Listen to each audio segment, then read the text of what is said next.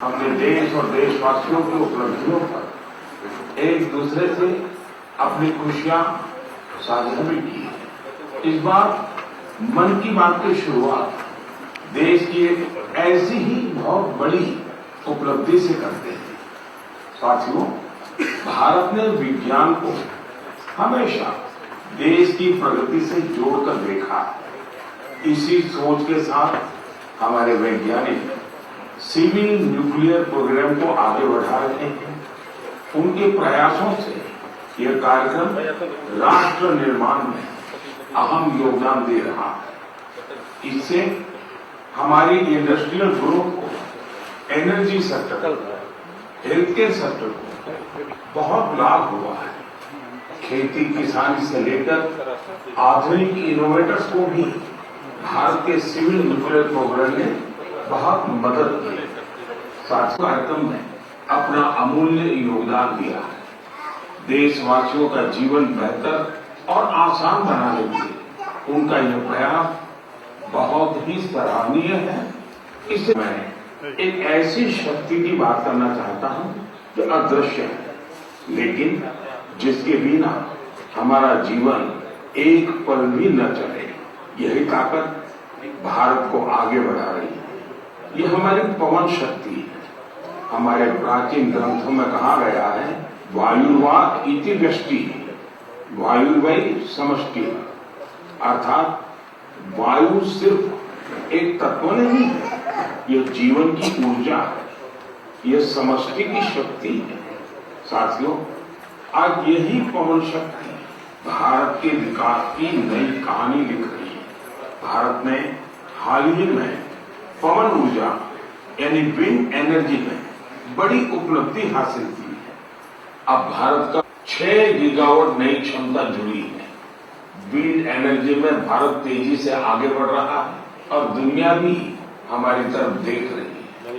साथियों, आज Bharat wind energy capacity में दुनिया में चौथे स्थान पर है।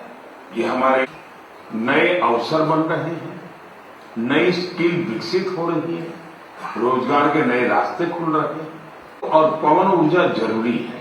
ये सिर्फ पर्यावरण की बात नहीं है, ये हमारे भविष्य की सुरक्षा है। इसमें हम सब की भूमिका है। हमें बिजली बचानी है, हमें स्वच्छ ऊर्जा, क्लीन एनर्जी अपनानी है। देश में हर स्तर पर ऐसे प्रयास जरूरी है, क्योंकि इन्हीं से बड़ा बदलाव आता है। आज दुनिया जिस तरह के तनावों और संघर्षों से गुजर रही है, ऐसे समय अमेरिका के चीनी में एक संस्था भगवान बुद्ध के विचारों को आगे बढ़ा रही। ड्रकपोन और जेर रिनपोचे के मार्गदर्शन में काम हो रहा है। यह सब देखकर गर्व होता है। भारत की प्राचीन धारा दुनिया तक पहुंच रही है। दूर दराज के लोग भी इससे जुड़ रहे हैं। हमें प्रकृति से जुड़ना भी सिखाती है। भगवान बुद्ध को ज्ञान हमारे जीवन का अभिन्न हिस्सा है। देश में भी ऐसे प्रयास हो रहे हैं। कर्नाटक इसका अच्छा उदाहरण है। यह मठ एक जीवंत मन क्षेत्र है जो सिर्फ अतीत नहीं है, यह आज भी प्रासंगिक है और भविष्य के लिए बड़े।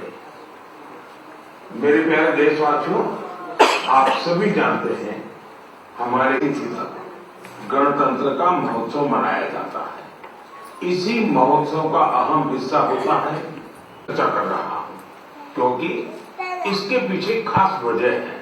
साथियों, आपने देखा होगा, यह समाज संगीत परंपराओं को दर्शाता है। बीते कुछ सालों से इसमें भारतीय संगीत का समावेश बढ़ा है। आर्मी, नेवी और सीआरपीएफ के बैंड्स ने बहुत ही अच्छी परफॉर्मेंस दी थी। साथियों, शानदार म्यूजिक के साथ साथ जानदार कॉन्वर्सेंस का एक कार्यक्रम सबका ध्यान खींचता है। Exchange your old AC and take home a new power-saving AC. Save up to ₹10,000. Patro Electronics, Odisha's largest AC seller.